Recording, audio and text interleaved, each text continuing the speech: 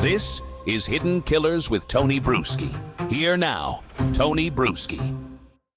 When we talk about the Adelsons, Donna and Charlie, well, they usually eat up all the oxygen. Donna with her coded texts and courtroom bravado. Charlie with his dentist-turned-mastermind routine. But then there's Harvey, the quiet father, always sitting in court, never testifying, never really even speaking, for that matter. For years, he's been treated as a shadow, someone adjacent to the crime rather than inside of it. But in this round of testimony and documents, that shadow is starting to sharpen. We've got phone records tying Harvey's numbers to one of the hitmen, Sigfredo Garcia, weeks before Dan Markel's murder. Probably something you don't want on your call history. Not the kind of wrong number you just brush off. We've got Harvey allegedly looking at a one-way ticket to Vietnam right after the crime, a move prosecutors say screams consciousness of guilt. And we've also got the Dolce Vita recording. Scratchy and hard to hear, but still showing Harvey present during conversations prosecutors describe as very conspiratorial. Yeah. So the question is no longer whether Harvey benefited from Dan's murder. Everyone in that family at least seemed to, at least in their own weird way. The question is whether Harvey knew, whether he participated, and whether his role has been underestimated all along. What does the evidence really suggest about Harvey's knowledge? Was he an active contributor, a conspirator, or a cautious bystander willing to enjoy the financial fallout while looking the other way? Or was he completely clueless? And how does his courtroom presence, sitting almost Elmer Fudd-like in the gallery, square with the reality that prosecutors may have him in their sights next? To get into it, we're joined by retired FBI Special Agent Jennifer Coffindaffer. She's tracked organized crime families, coded conversations, and flight risk suspects before. Jen, let's start here. Harvey's phone records. They showed contact with hitman Sigfredo Garcia. How do investigators decide if that's coincidence or a direct tie to the murder chain?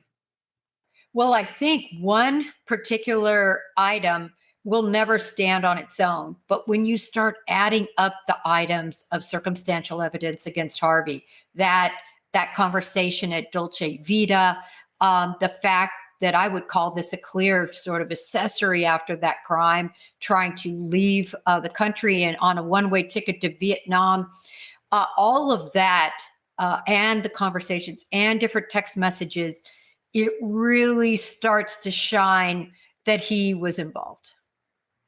It really is starting to feel that way. I got a lot of questions about the specifics, but let me just get your visceral reaction to what we've seen in the courtroom. He's been sitting there every single day, kind of by himself, looking a little Elmer Fudd stundish, I would say, every single day. What's been your take on Harvey in the courtroom, watching all this unfold? Well, I think he's worried. I mean, he's a smart man. This was a multimillionaire dentist. He not only was a good dentist, apparently, but he was a good businessman. And so he's no dummy. Mm-hmm. He's not a guy that's just back there sort of being led by, a nose ring.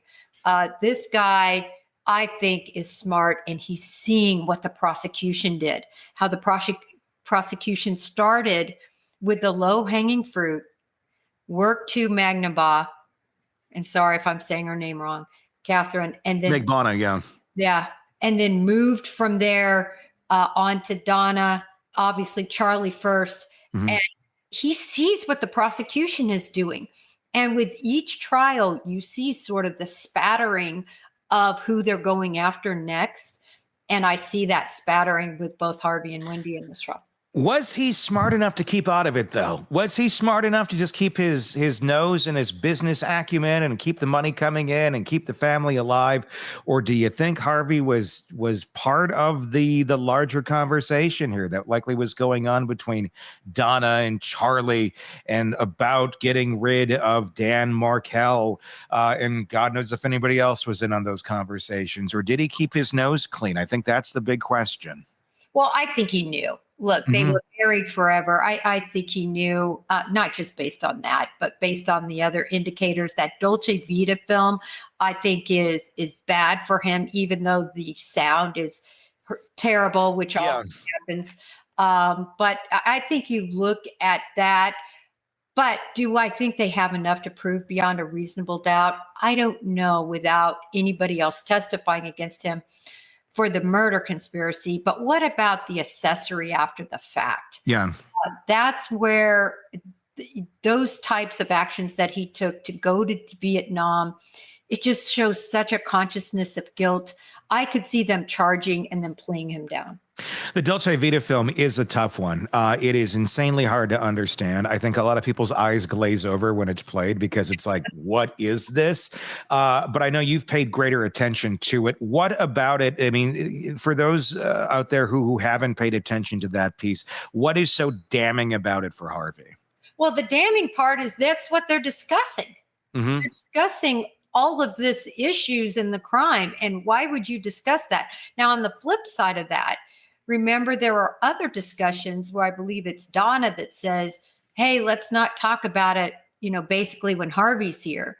So that's something that a defense for Harvey would be taking a look at, that sort of the juxtaposition between the conversation with Charlie and juxtaposing that with, hey, listen, they wanted to keep him out of it. Look, I think he's on the cusp. Do I think that would be a great case against him? No way. This is not a great case against him. But for a lesser charge. It's interesting just to think about what could possibly happen there. This is a family that enjoyed communicating in code, or at least so they thought. They weren't the greatest at it. Donna texted Charlie about getting that birthday present for Harvey. Could be taken both ways, I guess. Prosecutors say it was code for murder. From an FBI perspective, how do you prove a coded message is exactly that? And what does it say about Harvey if this gift is meant for him? Well, I think the interesting thing is Harvey can't decide what gift is for him, right? He's not involved in that conversation per se. But we love it as an FBI agent. I love it when people start saying, the cake, meaning, or wow, hey, let's go on a roller coaster today. Or how about this? It's time for a big screen TV. And they just do it over and over and over again to refer to the criminal activity. We kind of salivate because we know juries love that. They see through it. And we all see through it. And they somehow think that that's going to protect them. I guess it is better than saying, hey, how did that murder hit go? Better to say TV, but we all see through it. Yeah. There's a lot. I mean, the night that the visit that they went to Charlie's, Harvey and Donna straight to Charlie's house the evening of the murder together.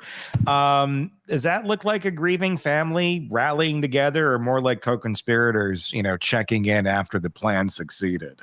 Well, of course, with all we know now, co-conspirators. And then you add on top of that, those conversations with Rob. Rob, again, is the other son, good son, if you will. And sort of how they kept him in the dark and even hung up on him, And his point was, and I think it's the point we all took, these people were not acting like you would normally act if the father of your grandchildren was just literally shot in the back of the head in his car. I mean, you would be worried about your daughter. You'd be worried about your family. You'd be wanting to understand why this happened. And they're just kind of like, yeah, it looks like he's dead. We're going to go up and check it out. Bye. Yeah, very, very passive on something. You'd think you'd be wondering, are we next? Is somebody mad at the whole group? But if you already know the answer to that, well, then your reaction is not going to quite be there. What are they? Do you think that they are looking for something, that they're going to try and get something out of someone in this trial in terms of testimony that they can use as another piece in the puzzle against Harvey, that they're just waiting to get? Do they have enough to go after Harvey, and maybe they'll get something? Where do you think they're sitting here on him? I think their hope is, from a prosecution standpoint, I would be salivating if Donna decided to take the stand. And again, when you look at her counsel, who, to me, if she's convicted, they're going to have Sixth Amendment issues all over the place, possibly for a successful appeal, because her counsel seems quite inept on several different levels and not just her wardrobe. And so you wonder if Donna's going to be able to convince her in her La La Land that we know she's in. I mean, she wrote the script for the jailhouse to say, right? She's in complete Hollywood land. Does she think she can maybe take that stand and convince those jurors that, listen, everybody's got it all wrong, and this is really what this meant and what this meant, and gibbers was really a nice thing for me to call my son-in-law. I think a lot of people like this, like an Alec Murdaugh, really think that they can talk anybody into anything. And quite frankly, she's got a good track record.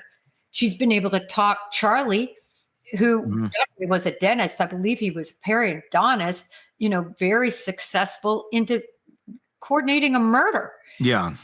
So her whole life, she's been successful at control.